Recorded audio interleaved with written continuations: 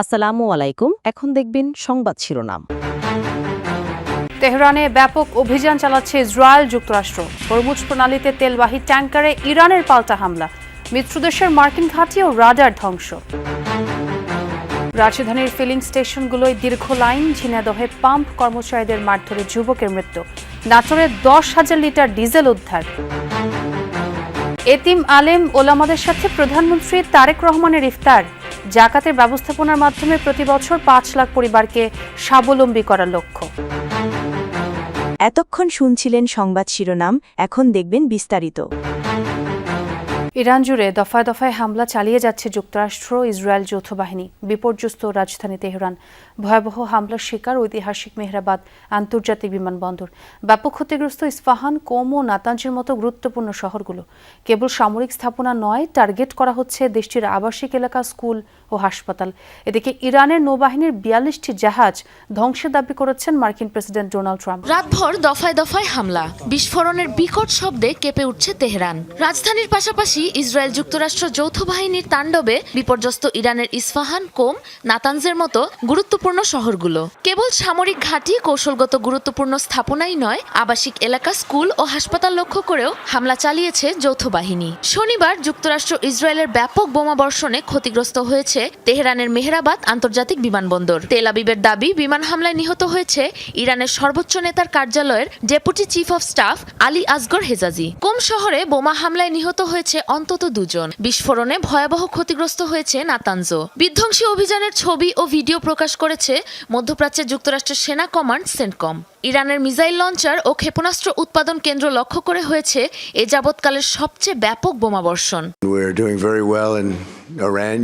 Iran যুদ্ধে আমরা খুবই ভালো করছি, ফলাফলেই সেটি স্পষ্ট।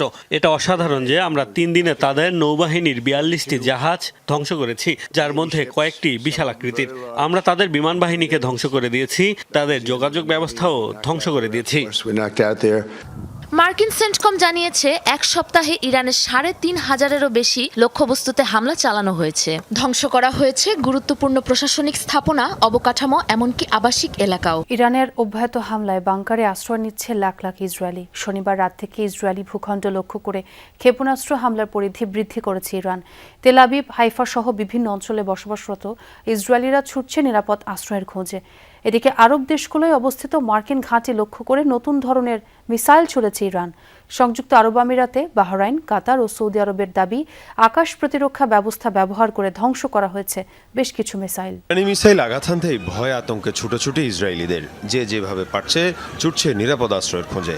আয়রন ডোম কিংবা ডেভিড স্লিং এর মতো আকাশ প্রতিরক্ষা ব্যবস্থাও ঠেকাতে ব্যর্থ হচ্ছে ইরানের মিসাইল। আবাসিক এলাকা সহ কৌশলগত অবস্থানে আছড়ে পড়ছে একের পর এক ক্ষেপণাস্ত্র। শনিবার নতুন করে হামলার পরিধি বাড়ায় তেহরান। নতুন ধরনের মিসাইল দিয়ে চালানো হয় হামলা। ধারণা করা হচ্ছে এখন পর্যন্ত 200-এর বেশি মিসাইল ছোড়া হয়েছে। বাংকারের স্থান সংকুলন না হয় বিভিন্ন স্থাপনার আন্ডারগ্রাউন্ডে আশ্রয় নিচ্ছে ইসরায়েলিরা। প্রাণ বাঁচানোর তাগিদে সেখানে অবস্থান করতে বাধ্য হচ্ছে তারা। এদিকে শুক্রবারের ব্যাপক ক্ষয়ক্ষতির পর শনিবারও বিস্ফোরণ হয়েছে জেরুজালেমে। এর পাশাপাশি তেল আবিব এবং হাইফাতেও আঘাত হানে মিসাইল। শুধু ইসরায়েলি নয়, আরব দেশগুলো থাকা মার্কিন ঘাঁটি লক্ষ্য করেও হামলা জোরদার করেছে ইরান। আরব দেশগুলোর মধ্যে সবচেয়ে বড় হামলা হয়েছে ইরাকে। টার্গেট করা হয় একাধিক তেল ক্ষেত্র। বসরায় যুক্তরাষ্ট্র সহ বিভিন্ন বিদেশি তেল কোম্পানির কর্মীদের আবাসিক স্থাপনা লক্ষ্য করে হামলা হয়। ধ্বংস করা হয়েছে সংযুক্ত আরব আমিরাত ও জর্ডানে 3rd রাডার। কাতারের মার্কিন ঘাঁটিতে থাকা FS-132 রাডার ক্ষতিগ্রস্ত হয়েছে ইরানের হামলায়। এদিকে প্রতিবেশীদের ওপর হামলায় দুঃখ প্রকাশ করেছেন প্রেসিডেন্ট মাসুদ পেজিশকিয়ান। তিনি বলেন, এসব দেশে অবস্থিত মার্কিন ঘাঁটি থেকে হামলা না হলে আর পাল্টা হামলা চালাবে না তেহরান। বলেন, আরব দেশগুলোতে হামলার কোনো অভিপ্রায় ছিল না দেশটির। সৌদি আরব, কাতার আর বাহরাইন সহ মধ্যপ্রাচ্যের বিভিন্ন দেশে থাকা মার্কিন ঘাঁটি লক্ষ্য ছিল বলে জানান তিনি। এই ঘোষণার পর মধ্যপ্রাচ্যের পরিস্থিতি স্বাভাবিক দাবি করে নাগরিকদের বার্তা পাঠিয়েছে কাতারের স্বরাষ্ট্র মন্ত্রণালয়। সীমিত পরিসরে দুবাই ও আবুধাবি থেকে বিমান চলাচলের অনুমতি দিয়েছে সংযুক্ত আরব আমিরাত। রমজানে অসাধু উপায়ে নিত্যপণ্যের দাম না বাড়াতে ব্যবসায়ীদের প্রতি আহ্বান জানিয়েছেন প্রধানমন্ত্রী তারেক রহমান। রাষ্ট্রীয় অতিথি ভবন যমুনায় এতিম, আলেম উলামা ও মাশায়েখদের সম্মানে আয়োজিত ইফতার মাহফিলে এই আহ্বান জানান তিনি। বলেন, জাকাত ব্যবস্থাপনাকে আরও কার্যকর ও লক্ষ্যভিত্তিক করতে করতে প্রতি বছর পর্যায়ক্রমে 5 লাখ পরিবারকে জাকাত দেবে সরকার। শনিবার রাষ্ট্রীয় অতিথি ভবন যমুনায় এক ইফতার আয়োজনে এসব কথা জানান প্রধানমন্ত্রী তারেক রহমান। প্রতি রমজানের প্রথম দিনে এতিম ও ওলামা মাশায়েখদের সম্মানে বিএনপি ইফতার মাহফিলের আয়োজন করলেও এবার সেই ঐতিহ্যে ছেদ পড়ে। রমজানের 17তম দিনে যমুনায় দেশের বিশিষ্ট আলেম ও এতিম শিশুদের সঙ্গে ইফতার করেন প্রধানমন্ত্রী। মা খালেদা জিয়ার পথ অনুসরণ করে এতিম শিশুদের সাথে কুশল বিনিময় করেন সরকার প্রধান। দারিদ্র্য বিমোচনায় জাকাত ব্যবস্থাকে ঢেলে সাজানোর কথা উল্লেখ করেন সরকার প্রধান। বলেন, প্রতি বছর হতদরিদ্র 5 লাখ পরিবারকে 50,000 থেকে 1 লাখ টাকা জাকাত দেওয়ার চিন্তা করছে সরকার। ধনী দরিদ্র সব মিলিয়ে দেশে বর্তমানে পরিবারের সংখ্যা প্রায় 4 কোটির মতো। এসব পরিবারগুলোর মধ্যে যদি দরিদ্র কিংবা হতদরিদ্র পরিবারগুলোকে চিহ্নিত করে প্রতি বছর পর্যায়ক্রমে 5 লক্ষ পরিবারকে আমরা 50,000 টাকা থেকে 1 লক্ষ টাকা জাকাত দিতে পারি, আমি ব্যক্তিগতভাবে বিশ্বাস করি এসব পরিবারগুলোর মধ্যে বেশিরভাগ পরিবারগুলোকে হয়তো পরের বছর আর জাকাত নাও দিতে হতে পারে। এ সময় রমজানকে লাভ ও লোভের মাস বানিয়ে মানুষকে কষ্ট না দেওয়ার আহ্বান জানান প্রধানমন্ত্রী। রমাদান মাসকে আমাদের ভেতরে কেউ কেউ লাভ লোভ মাস হিসাবে বানিয়ে ফেলে।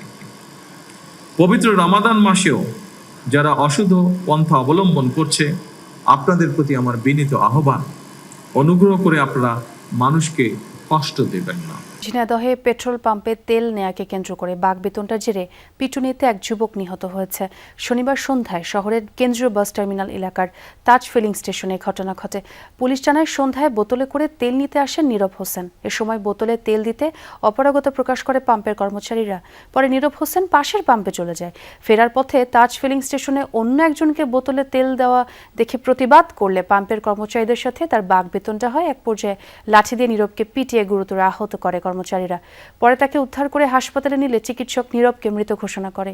এই ঘটনায় পাম্পের 3 কর্মচারীকে আটক করেছে র্যাব। তো আমরা ইতিমধ্যে সন্দিগ্ধ 3 জনকে অ্যারেস্ট করেছি এবং আমরা বিষয়টি খতিয়ে দেখছি এবং এই ঘটনার সাথে আসলে একজন জড়িত ছিল নাকি বেশি জড়িত ছিল, এখন পর্যন্ত আমার কাছে এতটুকু তথ্য আছে। নাটোরের সিংড়ায় বাস ছাড়ে মাটির নিচে পানির ট্যাঙ্কিতে 10,000 লিটার ডিজেল উদ্ধার করেছে উপজেলা প্রশাসন। শনিবার দুপুরে উপজেলার নিঙ্গইন এলাকায় অভিযান চালানো হয়। সিংড়া উপজেলা নির্বাহী কর্মকর্তা জানান, নিঙ্গইন ভাটুপাড়া মসজিদের দক্ষিণ পাশে বাঁশঝাড়ের মধ্যে মাটির নিচে পানির ট্যাঙ্কিতে 10,000 লিটার ডিজেল মজুদের খবর পান তারা। পরে অভিযান চালিয়ে ঘটনার সত্যতা মেলে। পরে বিপুল পরিমাণ তেল অবৈধভাবে মজুত করে কৃত্রিম সংকট সৃষ্টির অপরাধে সততা ট্রেডার্সের স্বত্বাধিকারী রুবেল হোসেনকে 5,000 টাকা জরিমানা করা হয়। সে সাথে উদ্ধারকৃত তেল দোকানে স্থানান্তর করে স্বাভাবিক প্রক্রিয়ায় বিক্রির নির্দেশ প্রদান করা হয়। রাজশাহীতে ইমাম নিয়োগকে কেন্দ্র করে বিএনপির জামায়াতের দুপক্ষের মধ্যে সংঘর্ষ হয়েছে। নিহত হয়েছেন আলাউদ্দিন নামে জামায়াতের এক কর্মী, আহত বেশ কয়েকজন। শনিবার রাত 8টার দিকে মোহনপুর উপজেলার সাকুয়া এলাকায় এই ঘটনা ঘটে। পুলিশ জানায়, সাকুয়া ঈদগাহ বড় মসজিদের তারাবির নামাজের আগে ঈদের নামাজ পড়ানোর ইমাম নিয়োগ নিয়ে আলোচনা সভা ছিল। এ সময় পছন্দের লোককে নিয়োগ দেওয়া নিয়ে সংঘর্ষে জড়ায় স্থানীয় জামায়াত ও বিএনপি কর্মীরা। আহত হন বেশ কয়েকজন। তাদের স্থানীয় হাসপাতালে নেওয়া হলে আলাউদ্দিনকে চিকিৎসকরা মৃত ঘোষণা করেন। তিনি জামায়াতের কর্মী বলে নিশ্চিত করেছেন জামায়াতের উপজেলা আমির। এই ঘটনার পর থেকে আগুন জ্বালিয়ে রাজশাহী নওগাঁ মহাসড়ক অবরোধ করেন জামায়াতের নেতাকর্মীরা।